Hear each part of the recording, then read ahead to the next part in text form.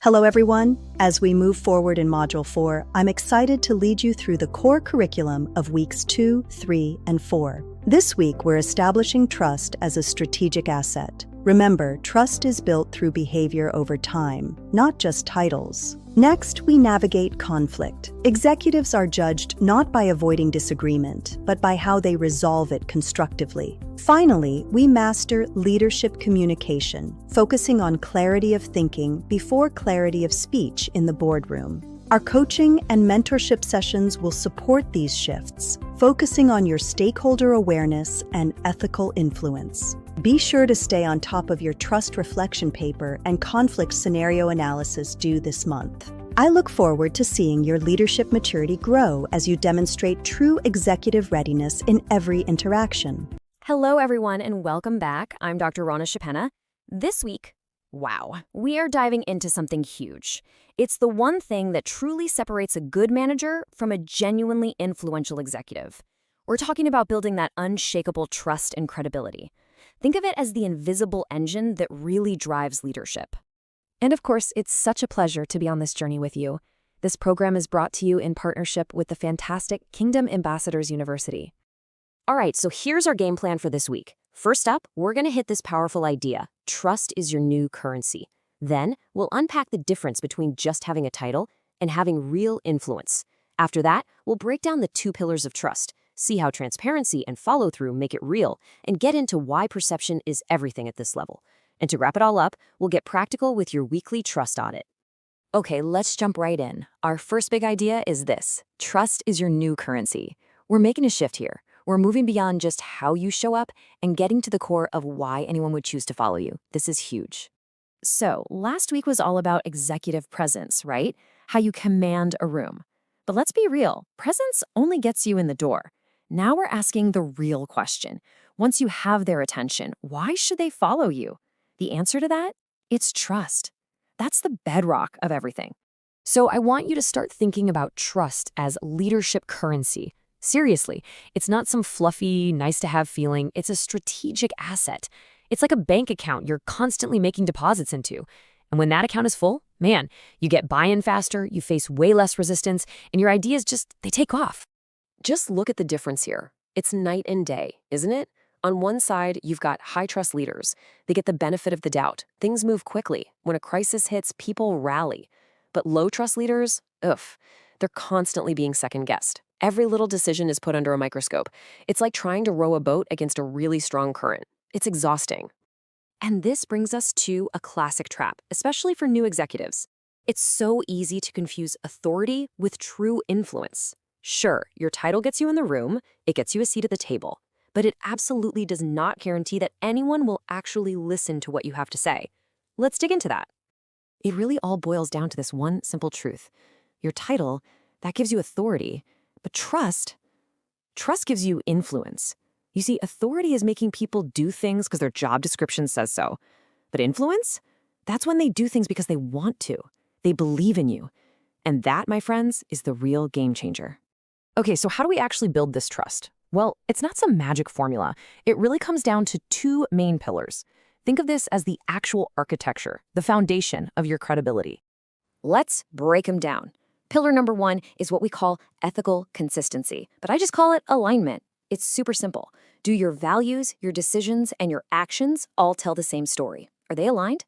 And pillar number two is reliability. I call this follow-through. It's even simpler. You just do what you say you're going to do. That's it. Let's dig a little deeper on that first one, ethical consistency. This is all about alignment over time. I mean, look, it's easy to stick to your values when everything's going great, right? But what happens when you're under pressure? When the stakes are high? Do your decisions and actions still line up with your values then? That consistency, when things are tough, that's what builds that deep, unshakable credibility. And now for pillar two, reliability. This is really where the rubber meets the road. People don't trust your good intentions. They just don't. They trust your actions. It's about becoming so incredibly dependable that your team just knows, without a single doubt, that if you say something, it's as good as done. Your word is your bond. Okay, so let's take these pillars and see how they come to life. This is where we talk about transparency and follow-through. This is how we take trust from just an idea and make it real, something people can actually see and feel. You know, the word transparency can kind of freak executives out. But listen, it's not about spilling every single company secret. It's really about sharing the why behind your big decisions. It's about being brave enough to say, you know what? I made a mistake. And it's about giving your team the info they need to do their jobs, even when that info includes challenges or risks. I love this quote. It just nails it. Broken follow-through damages credibility more than unpopular decisions. Just let that sink in for a second. Your team can live with a tough call. They really can, especially if you've explained the why. But what they can't handle is a broken promise. That's a massive withdrawal from your trust account. So all of this, your consistency, your reliability, your transparency, it's all sending a signal. And that brings us to a super important reality at this level of leadership. Perception really does shape reality. This is all about being intentional with the signals you're sending out every single day. Because at this level, you have to understand, you are always on stage. Your team, your peers, even your own boss. They are always watching. They're watching how you handle pressure. They're watching how you treat people. And you better believe they're watching how you respond when things go wrong. Every single thing you do sends a message about the kind of leader you are. Now, I need to be really, really clear here. This is not about being fake or trying to manipulate people. Come on, we can all spot a fake a mile away, right? This is about being an intentional leader. It's about consciously making sure your behavior actually matches the values you say you have. I like to call it authenticity on purpose. Okay, let's bring this all home. Let's talk about how you can actually put this into practice this week. It's time for your weekly trust audit, and it's going to take the form of a leadership trust reflection paper. So, your task is to create a quiet, private space for yourself to just look in the mirror. You're going to write a 1,000 to 1,500 word leadership trust reflection paper. And look, this isn't really for me. It's for you. It's an incredibly powerful tool for some honest self-reflection. So, what's in the paper? Well, you're going to reflect on the role trust plays in your leadership. You're going to take an honest-to-goodness look at how you think others see you. You'll analyze your own consistency and follow-through. And here's the best part. You're going to walk away with 3 specific, concrete commitments you can make to build even more trust with your team starting now. And as you're working on that paper, I want this one thought to be front and center in your mind. Trust is built through behavior over time, not by the title on your door. It's not a one-time thing. It's the sum of all your actions day in and day out. Look, executive credibility isn't some finish line you cross. It's a daily practice. You have to earn it every single day with consistent, ethical action. So, let's get started earning yours today. I'm Dr. Rauna Shipena, and I am genuinely looking forward to reading your reflections. Now let's get to work. When you're at the executive level, your whole world revolves around high-stakes decisions. But what happens when the very people you need to make those decisions disagree? Well, today we're going to dive into the art of executive diplomacy. We're going to learn how to turn conflict from something you dread into maybe your greatest strategic advantage. This explainer is brought to you by Kingdom Ambassadors University and my own coaching practice, where our entire focus is helping leaders just like you thrive in these exact high-pressure situations. Let's just start with this fundamental truth about leadership, okay? In the C-suite, conflict, it isn't a sign that something's wrong. Actually, it's usually a sign that really important things are being discussed. So the real measure of your leadership isn't whether you can avoid the storm, it's how you steer the ship right through it. So here's our game plan for today. First, we're going to reframe how you think about conflict. Then we'll look at where that friction usually comes from. We're going to uncover your secret weapon, that's emotional intelligence, and talk about why negotiation is about so much more than winning. We'll get into the art of balance, and then I'll leave you with a task to put it all into practice. Sound good? Let's begin. So, where do we start? We start by completely changing the way we look at conflict when it shows up at the leadership table. This right here is the first, most critical mindset shift. I want you to stop treating conflict like it's a battle that you have to win. From now on, I want you to start seeing it as incredibly valuable intelligence. You know, every single disagreement has data hidden inside it. Data that can lead you to a stronger, better decision. Your job isn't to win the fight, it's to find the insight. And trust me, conflict is going to happen. It's inevitable. Why? Because you're basically dealing with a perfect storm, right? You've got smart, driven people with different priorities, all fighting for the same limited resources, and every single decision is a big one. In that kind of environment, even people with the absolute best intentions are bound to disagree. Okay, so where does this friction usually come from? If we can understand the sources, we can spot them a lot earlier. Let's break it down. I'm pretty sure these are going to look familiar. You know, disagreements over which direction the company should go, the classic arguments over who gets the budget or the best people, that confusion over who's actually in charge of what, and of course, that tension between the board, who's supposed to oversee things, and the management team, who has to get it all done. Recognizing these is always the first step. And here's the real danger if you just let these things simmer. Unresolved conflict, it's like a slow poison to an organization. It doesn't just disappear. No, it eats away at trust, it stalls out decision-making, and it creates this deep instability that can really shake the entire company to its core. So how in the world do you navigate this? Well, you have a secret weapon. In a really tense meeting, your best tool isn't a fancier PowerPoint or a louder voice. It's your own self-control. It's your emotional intelligence.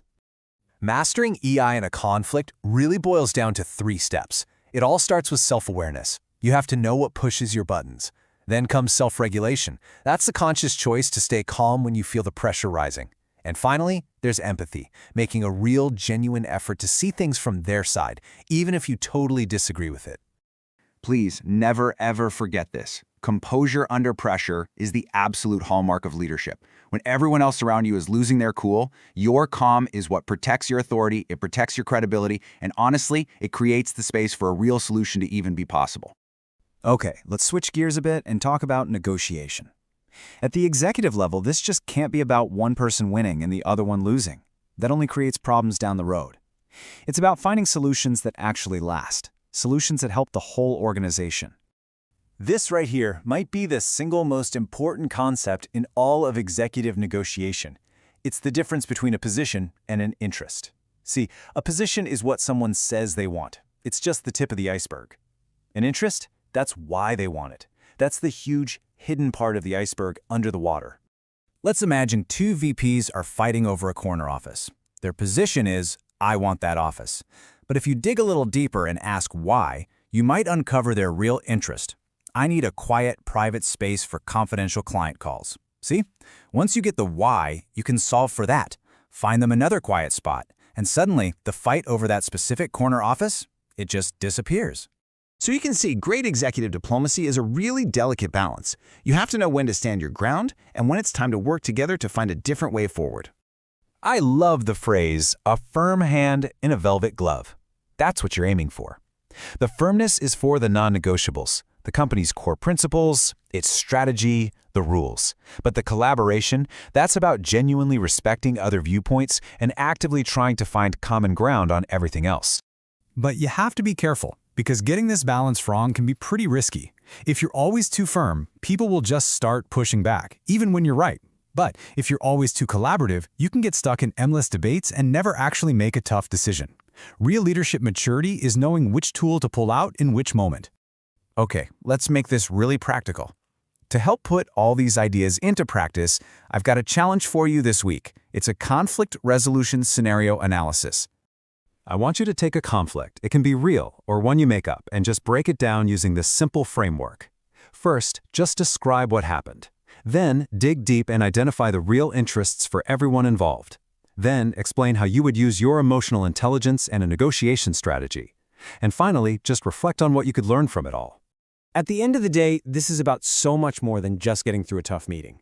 When you master these skills, you are actively building the 2 most valuable things a leader can possibly have: trust and credibility. So, I'll leave you with this final thought. Your next conflict? It isn't a problem that needs to be solved, it's an opportunity for you to lead. It's a chance to build trust and to find a better path forward for everyone. The only question is, how will you use it? Thank you so much for your time and your focus today. I'm Dr. Rauna Shipena, and I'm really looking forward to hearing your insights in our next coaching session. Welcome. Today, we are going to tackle the ultimate communication challenge, the boardroom voice. And let me be clear, this isn't just about public speaking. It's about how you wield influence at the absolute highest level of an organization. I'm Dr. Rauna Shipena, and in this explainer, we're going to equip you with the tools you need to command credibility and, more importantly, to drive decisions when you're in that room. So let's dive right in. The whole idea for this session is built on a crucial shift in thinking. You see, boardroom communication isn't some soft skill. No, it is a core leadership discipline. Every bit as critical as finance or strategy. We have to reframe our entire perspective. So, here's our roadmap. We'll kick things off with that essential strategic shift, then we'll compare the operational and executive communication styles. From there, we'll get into exactly what the board expects. I'll give you a structure for elite briefings, we'll talk about handling tough questions, and then we'll wrap up with your final assessment.